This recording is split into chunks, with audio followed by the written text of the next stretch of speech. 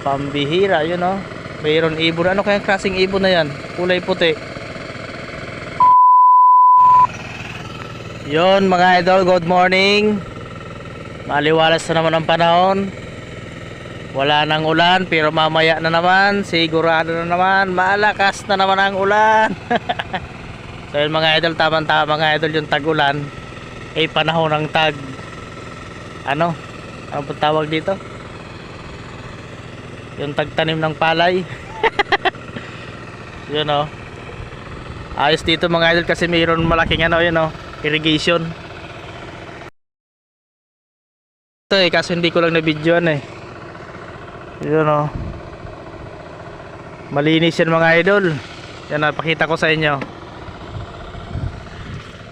Yun. Ayos ano. Yun o.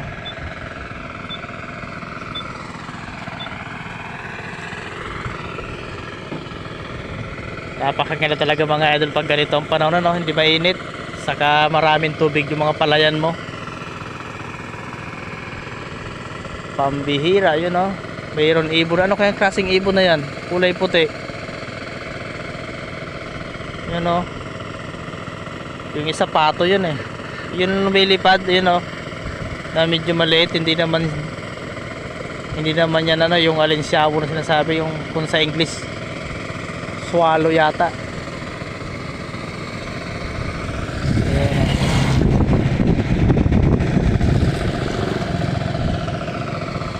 Ganda talaga.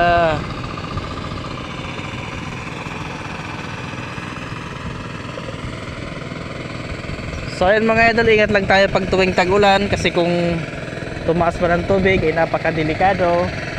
Sabi nga sa Pag-asa, panahon daw ngayon ng La Nina. Yun mga idol, kung titignan nyo yung Mount Isarog, yun o, halos natatamuran siya ng ulap, kasi baka siguro doon medyo maulan-ulan.